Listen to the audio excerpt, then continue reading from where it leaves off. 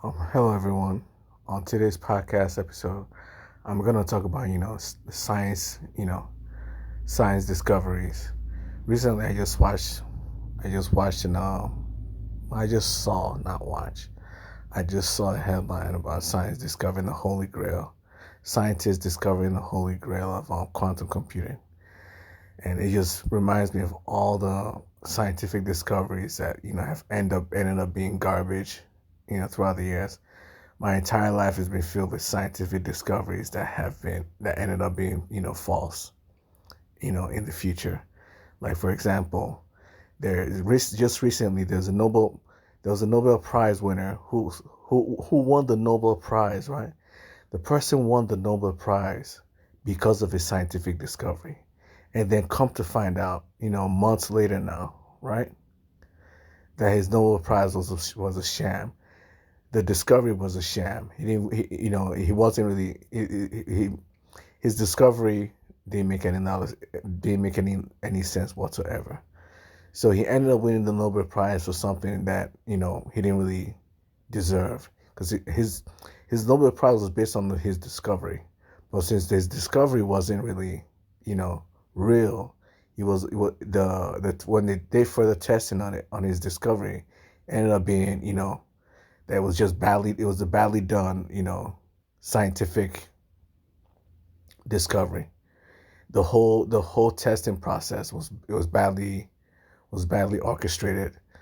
But he already won the Nobel Prize. What is the Nobel Prize community gonna do about it? Are they gonna take his Nobel Prize back when they find out that his discovery was a false discovery? He didn't even he what he found was a lie. Are they gonna take it back? This just brings it back to all the whole global warming thing. One moment there's that's why I just everything about science, man. You really just have to take it with a grain of salt. The whole scientific community, all they do is run around in circles most of the time. You just have to take what they tell you with a grain of salt sometimes. Sometimes they're real discoveries, and sometimes it's just people trying to steal money from the government. Because if you can make it, if you make a discovery believable enough, or if you can make a great enough discovery, the government will give you money. They'll subsidize your research. You know, they'll give you grants. They'll give you this. They'll give you that. The whole scientific community will hail you. You can get a lot of supplementary awards just from discovering something great. So there are a lot of fake scientists out there trying to discover great things just to make a lot of money. There are also a lot of companies. They're trying to use the whole scientific process to manipulate you to buy their products. So there's also that. So science is, most people believe, you know, in most people's eyes, if you say a group of science did this, if a group of science found this, they'll automatically believe it, because people say, oh, scientists, they'll never lie to us. They're scientists.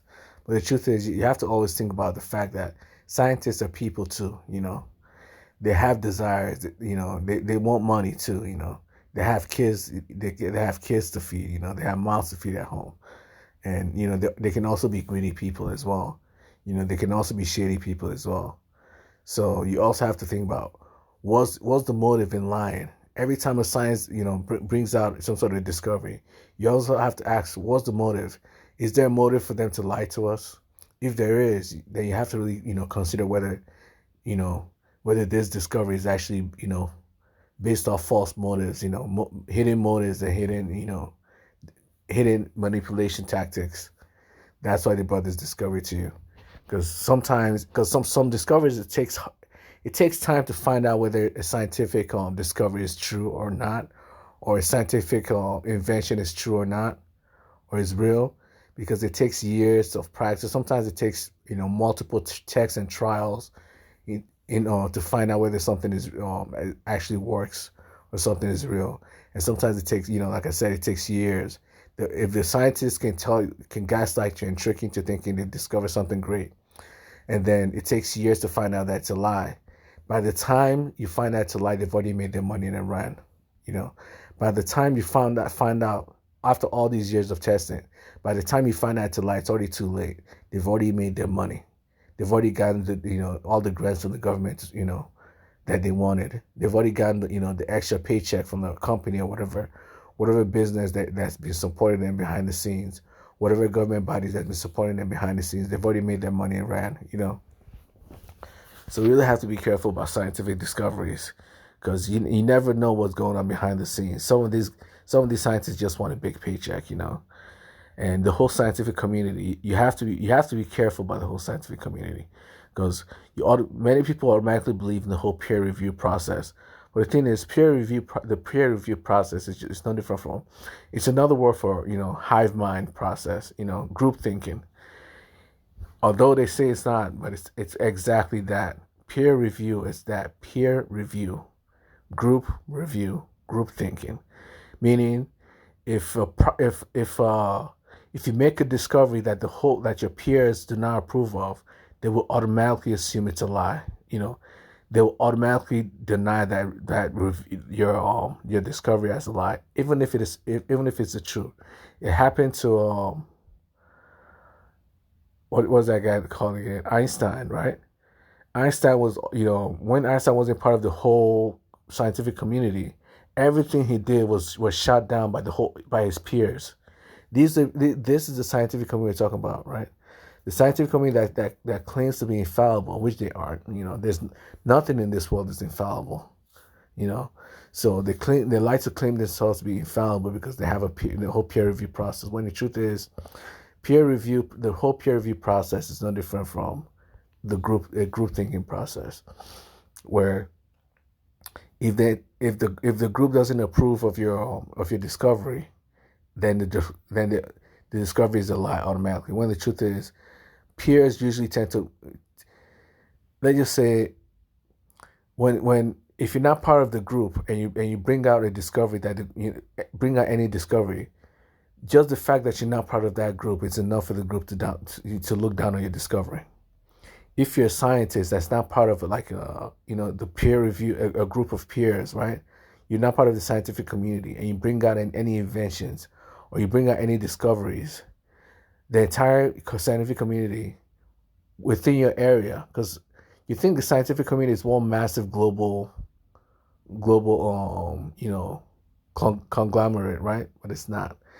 Each area, each country, each city, each state has their own scientific community. And if you bring your scientific discovery to a community that doesn't like you, they will completely, deny and mock your discovery, just like they did to Einstein. So the entire scientific community is no different from Plato's cave.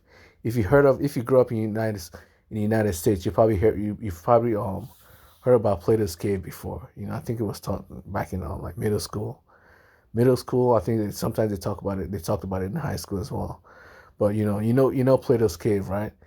The scientific community is actually all the villagers inside the cave, and you as someone who's not part of the scientific community or who's not well known in the scientific community is Plato. If you tell them any discoveries that is not part of the scientific community, the scientific community will hate you for it. They'll try to destroy your any evidence. Why? Because it goes against their group thinking process. It goes against their peer review circle. It goes against all the circle of influence that they have. If you go against the circle of influence that they have, they'll automatically attack you for it. So there's so many discoveries that have probably been kicked around. You think Einstein is the only discovery that was pushed down and forgotten by the peer review community, but you're wrong. For one Einstein, there are probably like hundreds of thousands of scientists who've brought their discoveries to the scientific community in their area, only for their discoveries to be shot down by that community. Do you know why? Because scientific communities have like a group thinking process going on. They have a group think mentality where if the people around them do not approve of your discovery, they will shut it down immediately without even reading it properly. Just the fact, for example, if you're in America, you go to Mexico and if you bring any discovery to a Mexican, just the fact that you're an American is enough for the Mexicans to say, okay, we will now listen to anything you have to say. Or for example, now, since the United States stole the president, kidnapped the president from Venezuela's president, if the United States, if scientists from the United States ever go to Venezuela and tell them they found a new discovery, the scientific community in Venezuela would never listen to them, no matter what they say. You know why? Because Venezuela and America are having problems right now. If the scientific community in Russia, right? If a Ukrainian goes to Russia, a Ukrainian scientist goes to Russia and tells the scientific community in Russia that he discovered something great. He discovered something, something revolutionary. Do you think the Russians will listen to a Ukrainian right now? Now that they're going through a war, do you think they'll listen to him? Obviously not. So you have to think about a scientific community being a very, very closed-minded group. They may call themselves open-minded, blah, blah, blah, but the truth is they're only open-minded to the people around themselves.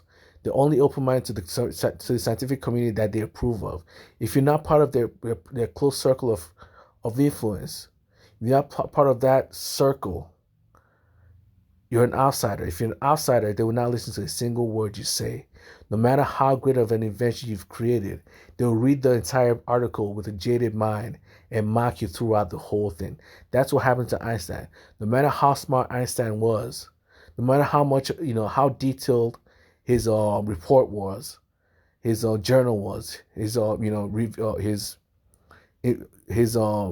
discovery journal was, the scientific community at that time, because he was a Jew, the scientific community at that time, not just any Jew, but an unknown Jew, someone without any influence, someone without any power, they read his article like they were reading trash. They didn't give a crap what he said, and they reviewed it like they were reviewing the most useless lies, book they've ever read in their entire life. So just the mindset. If you bring something to someone, just the mindset, if they know who you are and they look down on you, just that mindset of looking down on you is enough for them to not read they'll read the whole thing, but they will not understand a single word you say because their mind is already made up. They're already prejudiced against you. If they're already prejudiced against you,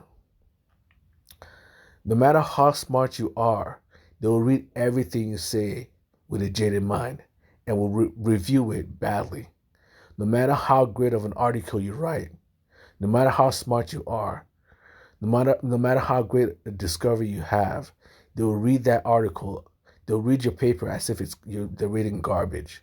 And if they have that mindset when they read your paper, as they're reading garbage, you will never be able to convince them, no matter how smart you are, because they're already prejudiced against you. And that's the scientific community that we have. They may call themselves free-minded, but the truth is they're only free-minded against, with people they already pre-approved. If you're not someone they've approved, to be part of their community, you're not part of their community. For example, if the Russians don't approve of you and you're Ukrainian, no matter what you say, you may end up getting shot by the end of the day. Why? Because right now, Russia and Ukraine are going to war. So no matter how no matter how great of a discovery you have as a Ukrainian, do not go to the Russian scientific community. No matter how smart, no matter how much they tell you they're free-minded people, do not go to that community with your invention or with your discovery, because you may not end up coming back home alive. You may not end up coming back home alive. Your paper will be thrown in the garbage, in the trash. Even if they read it, they'll read it with a jaded mind and give you a bad review. That's if they read it. If they don't read it, which is more likely, they'll throw it in the garbage, and then mock you for coming to the country, telling them rubbish. So you always have to, as a scientist that's unknown, you always have to think about, is it worth it going to these peer-reviewed places? The scientific community, asking them, to review your articles if your name sounds funny, right? If your invention doesn't sound, if your discovery doesn't sound, plausible in their eyes, they will just, even if they read it, they're so prejudiced against you, they won't even pay attention to what you say. they already think about mocking you. If they already think about mocking you, no matter how much they read from their art from your paper, they'll still give you a bad grade no matter how smart or detailed you are about it. Even if they can easily test it to prove that you're right, because they're already prejudiced against you, they will always give you a wrong as they'll always give you a bad review. And this is the problem we have with everything in life, is that there's no infallible community. Every community always has their own issues. Peer review art or the peer review community always has the issue of being closed minded, but that's every there are always upsides and downsides to everything. The upside of the peer review community is that it's easier for them to find faults, with articles and discoveries. When there are more people reading it, there are more peers reviewing it. There's a higher chance of finding the problems within it, whether it needs to be more clarified or whether it's actually just made up garbage. But that's if they actually already approved of you beforehand. If that community doesn't like you in any way, shape, or form, for example, you're Russian and you go to Ukraine, you want to talk about your discoveries to Ukrainians. This community doesn't like you.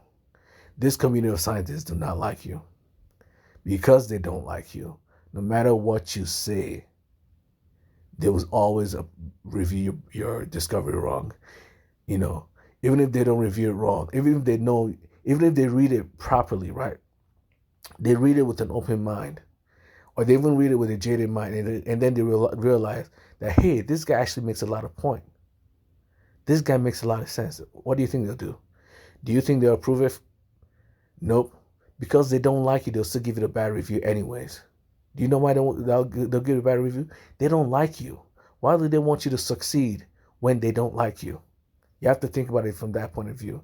Why would the peer review, if the peers that review your articles don't like you to begin with, because of your name or because of your ethnicity, because of something within your article that you wrote, that they just don't like you. Maybe it's just the article itself. Maybe it's just the discovery stuff. They just don't like your discovery. Even if it's true, they don't like you.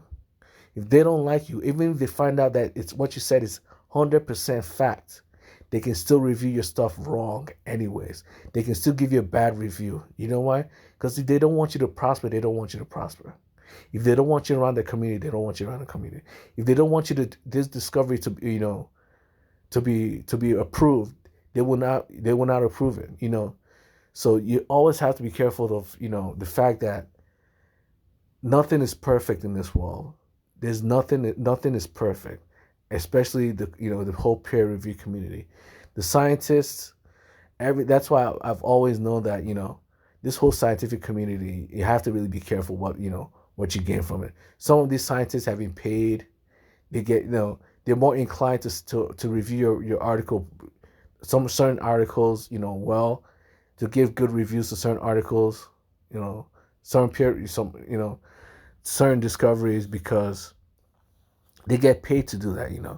You think they won't, but there's so many people with money in this world, man.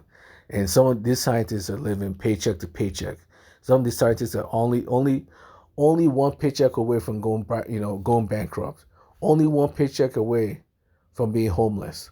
Do you think these starving scientists that have no money, they can barely make ends meet, if you give them $5 million or $10 million or just $50,000, you don't think they'll approve of your article? If you give they can be so easily bribed, man. I'm just saying the whole scientific community can be easily bribed, because in the end, there's still people in the end. You can bribe them with money, and if you're someone very powerful, you can bribe them with violence as well. You threaten a few of them, the rest will start to listen to you. So there's so many things that goes on behind the scenes, man. Never believe that any community in this world is infallible. Never believe any community in this world is perfect and will always do the right thing every single time. It's not possible, especially in the scientific community. That's always surrounded by universities. It's It's usually universities and schools that's usually run these bodies of studies. It's really it's really ever people by themselves. And we know these universities, man. These things are run by money, meaning money controls these people, man. As long as you have enough money, you can have any scientist approve of any any article, any discovery you have. You can just buy these scientists, man. You can buy them. It takes a while to buy a large group enough to start approving your discoveries. But it's all it takes is one scientist at a time. One scientist at a time, and slowly but surely, you can have a group, a whole group, you know, of scientists hidden behind the scenes that always approve any false discoveries you have in order to in order to promote your product. And once your product is promoted, you start making money from it. Who cares if it comes out 10 years later that, hey, all these scientists created a false study about a discovery that was wrong, or approved the discovery that was obviously that ended up being a lie. It's already too late. You've already made your money. It took them 10 years, because some of these studies require years. Some of these discoveries require years. Some of these tests and trials require years before you can actually find the results.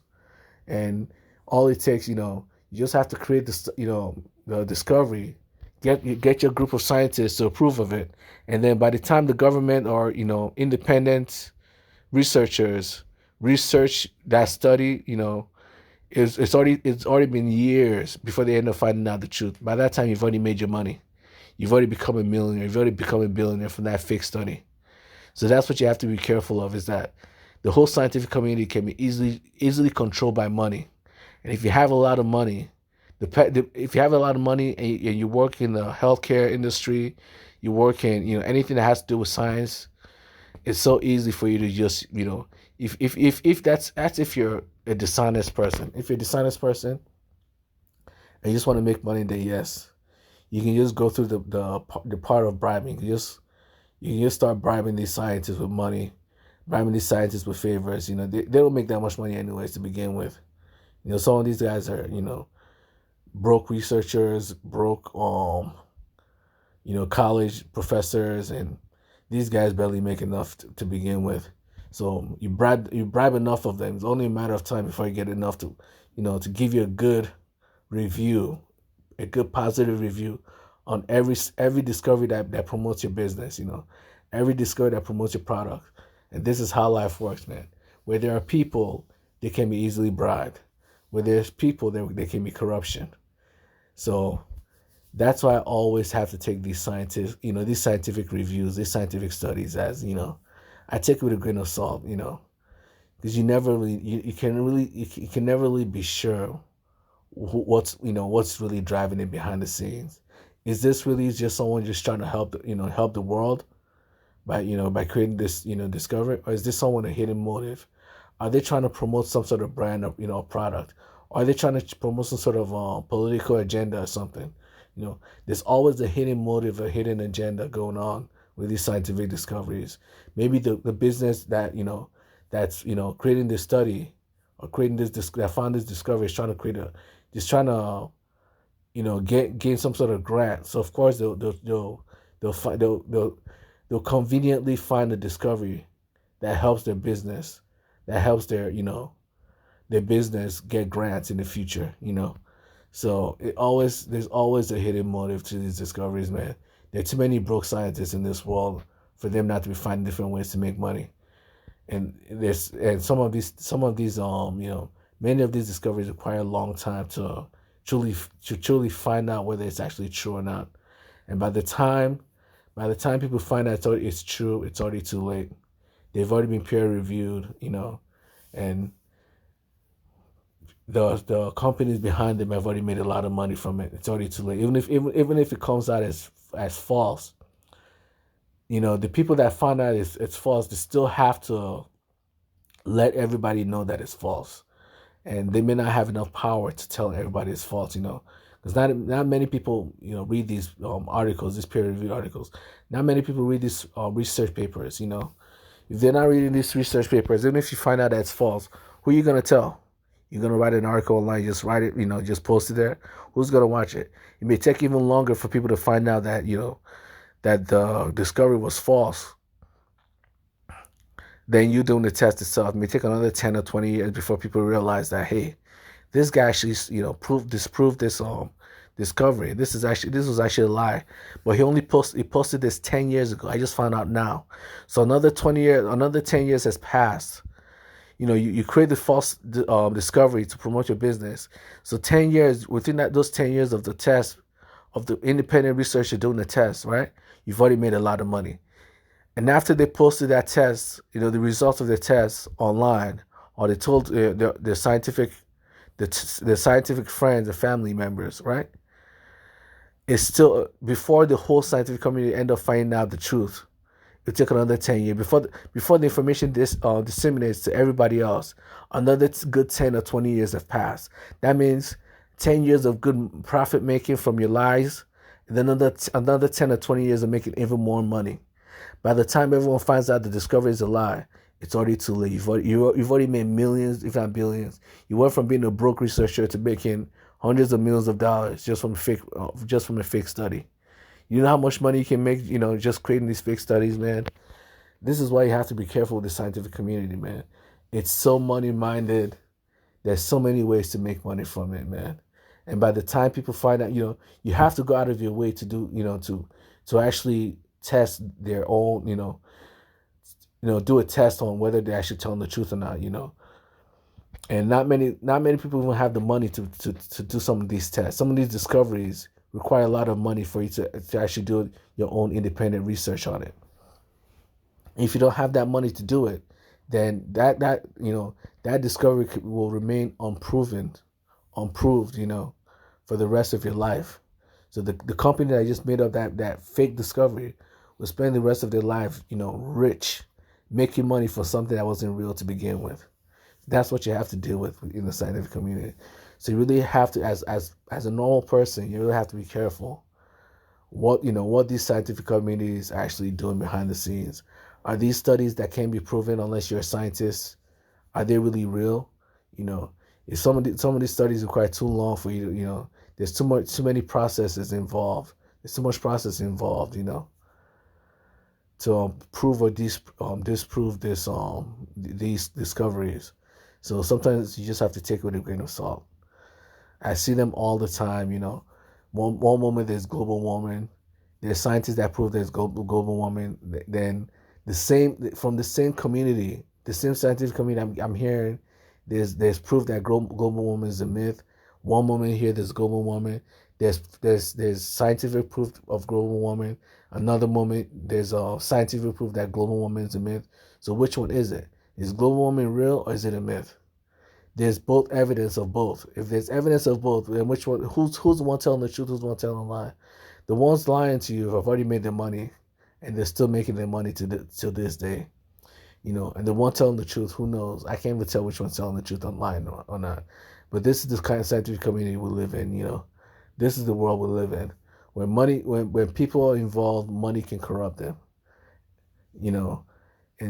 And people, there are way too many people involved in the scientific community.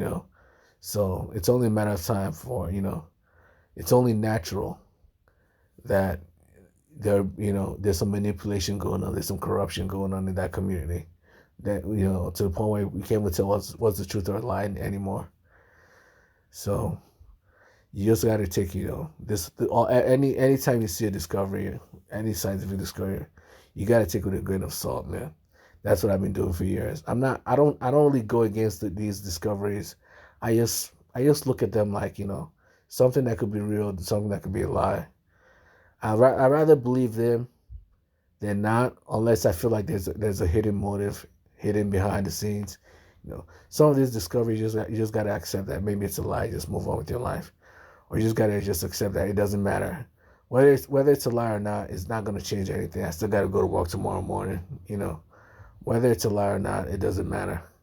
I'm not the one that's gonna make money from it. I'm not losing money from this discovery.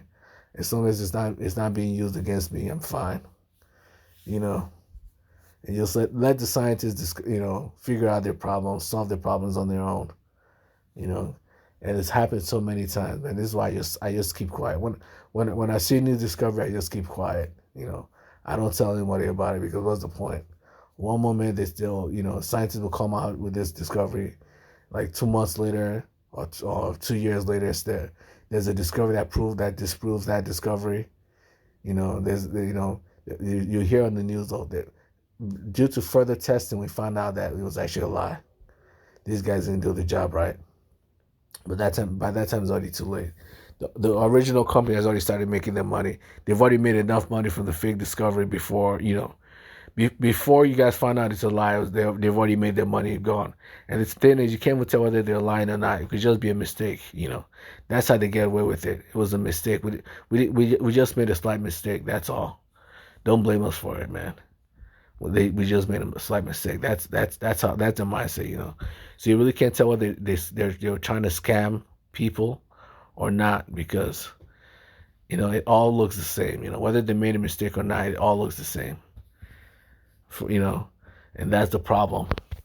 You just have to just take whatever scientists discover with a grain of salt, whether they're telling the truth or not. If it doesn't apply to you, just accept that it could be lying to you, and just move on with your life. Well, that's it for this, for today's podcast. I think I spoke too much. Have a great day. Bye.